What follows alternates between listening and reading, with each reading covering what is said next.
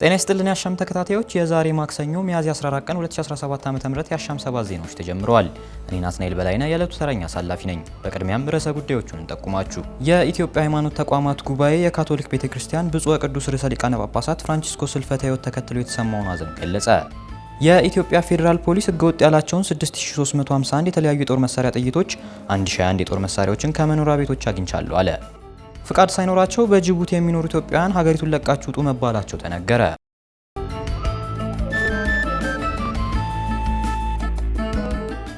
የኢትዮጵያ ሃይማኖት ተቋማት ጉባኤ የካቶሊክ ቤተክርስቲያን ብፁዕ ወቅዱስ ርዕሰ ሊቃነ ጳጳሳት ፍራንቺስኮስ ሕልፈተ ሕይወትን ተከትሎ የተሰማውን ሐዘን ገለጸ። ትንሣኤ በዓል ተከብሮ ባለፈው በትላንትናው ዕለት ብፁዕ ወቅዱስ ርዕሰ ሊቃነ ጳጳሳት ፍራንቺስኮስ በ88 ዓመታቸው ሕልፈተ ሕይወታቸው በሀገር ውስጥና በመላው ዓለም በሚገኙ ዋና ዋና የመገናኛ አውታሮች መዘገቡ ይታወቃል።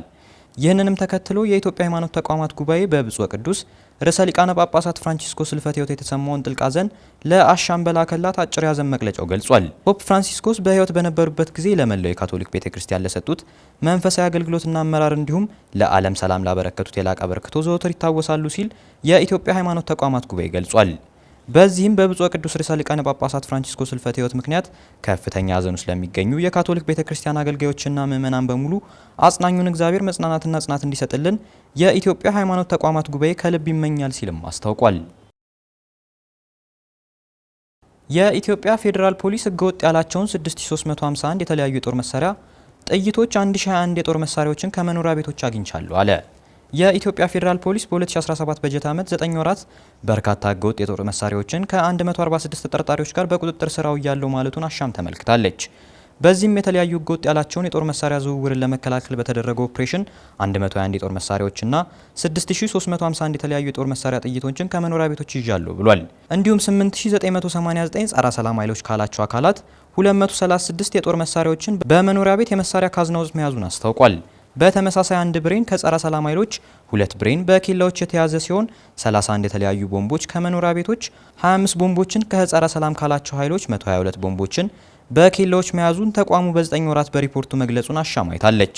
በተጨማሪም 32 የተለያዩ ህገወጥ ያላቸው ሽጉጦች ከመኖሪያ ቤቶች፣ 128 ሽጉጦች ከጸረ ሰላም እያለ ከሚጠራቸው ኃይሎች፣ 102 በኬላዎች መያዝ ችያለሁ ብሏል። የኢትዮጵያ ፌዴራል ፖሊስ በዚሁ ሪፖርቱ በፍሬ 1 ስናይፐር ከመኖሪያ ቤቶች እንዲሁም ከጸረ ሰላም ከሚላቸው ኃይሎች በኤግዚቢትነት መያዙን አስታውቋል። ከላይ የተጠቀሱትን የጦር መሳሪያዎችን ከ146 ተጠርጣሪዎች ጋር በቁጥጥር ስር መዋሉንም አስገንዝቧል። በመጨረሻም ህብረተሰቡ ህገወጥ የጦር መሳሪያ የሚያስከትለውን ከፍተኛ ጉዳት በመገንዘብ ተቋሙ ወንጀል ለመከላከል እያደረገ ባለው ከፍተኛ ጥረት ውስጥ በባለቤትነት በመሳተፍ ህገወጥ የጦር መሳሪያ ዝውውርን ለመንግስት በማጋለጥ የመከላከል ሚናውን እንዲወጣ ሲል ጥሪ ማቅረቡን አሻም ይፋ ካደረገው ሪፖርቱ መመልከት ችላለች። ፍቃድ ሳይኖራቸው በጅቡቲ የሚኖሩ ኢትዮጵያውያን ሀገሪቱን ለቃችሁ ውጡ መባላቸው ተነገረ። በጅቡቲ የኢትዮጵያ ኤምባሲ በበኩሉ ከጅቡቲ ሀገር ውስጥ ጉዳይ ሚኒስቴር ኃላፊዎች ጋር ውይይት በማድረግ መግለጫ አውጥቷል። የጅቡቲ መንግስት ህጋዊ መኖሪያ ሰነድ ሳይኖራቸው በሀገር ውስጥ የሚኖሩ የውጭ ሀገር ዜጎች በተሰጣቸው የአንድ ጊዜ ውስጥ ማለትም በምዕራባውያኑ ዘመን አቆጣጠር ከሚያዝያ 3 ቀን 2025 እስከ መጋቢት 2 ቀን 2025 ባለው ጊዜ ውስጥ በፈቃደኝነት ወደ ሀገራቸው እንዲመለሱና ይህንን የማይተገብሩ በፖሊስ ኃይል ወደ መጡበት ሀገር በግዳጅ እንዲመለሱ የሚደረግ መሆኑን አሳስቧል።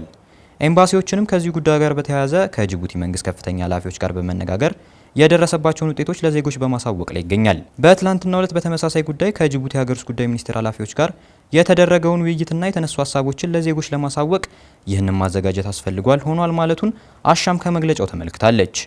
ኤምባሲው ከጅቡቲ ሀገር ውስጥ ጉዳይ ሚኒስቴር ኃላፊዎች ጋር በነበረው ውይይት በጅቡቲ የሚኖሩ ህጋዊ መኖሪያ ፍቃድ የሌላቸው ዜጎችን ብዛት ስላላቸው ትምህርት በመከታተል ላይ ያሉ ዜጎችን ልጆቻቸው ትምህርታቸውን እንዲያቋርጡ መድረግ ስላለበት የንግድ ድርጅት ያላቸው ዜጎችን እቃቸውን አጣርተው መሸጥ ስላለባቸው በተለያዩ ስራዎች ተቀጥረው ለሚሰሩ ዜጎቻችን ያልተከፈሉ ውዝፍ ክፍያዎች ካሉ እንዲከፈላቸው እንዲሁም በፍርድ ቤት ያላለቀ ጉዳይ ያላቸው ዜጎች ሁኔታውንና ሌሎች ተያያዥ ጉዳዮችን በማንሳት ኢትዮጵያን ወደ ሀገራቸው የመመለሻ ቀን ቢያንስ በ3 ወር እንዲራዘም ጥያቄ ማቅረቡን ገልጿል።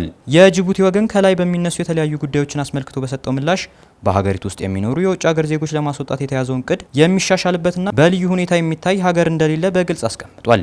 በኢትዮጵያን ባለቤትነት የተያዙ የንግድ ድርጅቶች ማለትም መደብሮች፣ ሱቅና የመሳሰሉት ያላቸው ካሉም ህጋዊ ባልሆነ ሁኔታ የተያዙበት መንገድ የሚመረምር መሆኑ እንደተጠበቀ ሆኖ ባለቤቶቹ በጅቡቲ መኖር የሚያስችላቸው ህጋዊነታቸውን እስኪያረጋግጡ ድረስ ንብረታቸውን በአደራ ሰጥተው ሊሄዱ እንደሚችሉ በአሰሪዎች በኩል ለሰራተኞቻቸው ሳይከፈል የተጠራቀሙ ክፍያዎችን ከወዲሁ ከፍለው እንዲያጠናቅቁ ማሳሰቢያ እንደሚሰጥ እንዲሁም በፍርድ ቤት የተያዙ የዜጎችን ጉዳይ በሚስዮኑ በኩል በሚቀርቡ ማስረጃዎች ላይ በመመስረት በፍጥነት ታይተው መፍትሄ እንዲያገኙ እንደሚያደርግ ተገልጿል።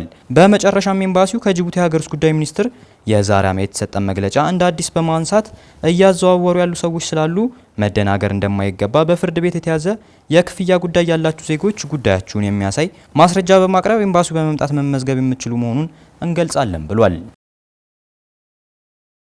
አፍሪካ በቂ የተፈጥሮ ሀብት ቢኖራትም በአግባቡ አገልግሎት ላይ ያዋለች አለመሆኑ ተተቸ። በአህጉሪቱ የኢንዱስትሪ ዘርፍ ትኩረት እንዲሰጠው እየሰራ እንደሚገኝ ለአሻም የገለጸው የአፍሪካ ፔትሮሊየም ምርት ካምፓኒ ነው። ብርሃን ሸቴ አፍሪካ የተፈጥሮ ሀብቷን ያለ ብክነት የምትጠቀምበት ጊዜው አሁን ነው ሲሉ መቀመጫውን በኮንጎ ያደረገው የአፍሪካ ፔትሮሊየም ምርት ካምፓኒ ዳይሬክተር ታሂር ነጃህ ተናግረዋል። ታሂር ከአሻም ጋር በነበራቸው ቆይታ ካምፓኒው አህጉሪቱ የዘይትና ፔትሮሊየም ምርቷን እንድታሳድግ የሚያስችላትን ስራ እየሰራ እንደሚገኝ አስረድተዋል። ለዚህ የሚረዳ ዘንድ ሀገራቱ ትብብር እንዲፈጥሩ መደረጉን ተናግረዋል።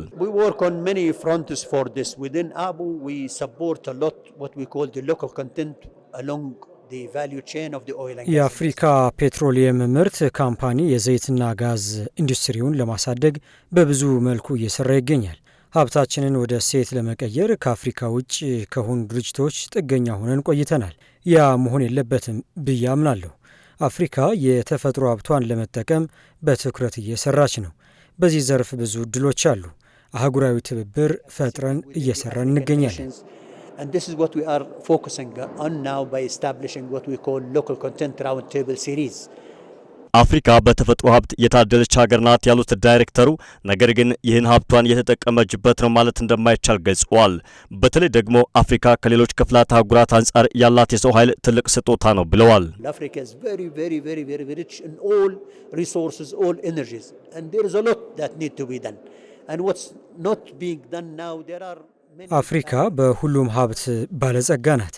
ነገር ግን ይህን ሀብቷን በብዙ እንቅፋቶች ምክንያት እየተጠቀመቻቸው አይደለም። የመጀመሪያው በኢኮኖሚ እጥረት ነው። ሁለተኛው ደግሞ የመልካም አስተዳደር ችግር። እነዚህ ተግዳሮቶች ካልተፈቱ የተፈጥሮ ሀብትን በአግባቡ መጠቀም አያስችልም። ብዙ ሀገራት ብዙ አምራች የሰው ኃይል የላቸውም። በተቃራኒው አፍሪካ በሰው ሀብት የታደለች ናት። ያለንን የሰው ኃይል አቅም በማሳደግ አፍሪካን ለማሳደግ እድል መስጠት ያስፈልጋል። All what we need is to enable them to have the skills they need to participate and to give them the opportunity to develop Africa and to industrialize the continent. ታሂር የሚያስተዳድሩት ተቋም በአፍሪካ የኢንዱስትሪው ዘርፍ እንዲስፋፋ ለማድረግ ሀገራቱ ትብብር እንዲፈጥሩ እየሰራ እንደሚገኝ አስረድተዋል። At ABU we support, and among other efforts, we support capacity building within all the continent. የአፍሪካ ፔትሮሊየም ምርት ካምፓኒ የአቅም ግንባታ ስራዎችን ይደግፋል። በተለየ መልኩ ለኢንዱስትሪ ዘርፍ ትኩረት ይሰጣል። ሁሉም የአፍሪካ ክፍል በኢንዱስትሪ የበለጸገ ሊሆን ይገባዋል።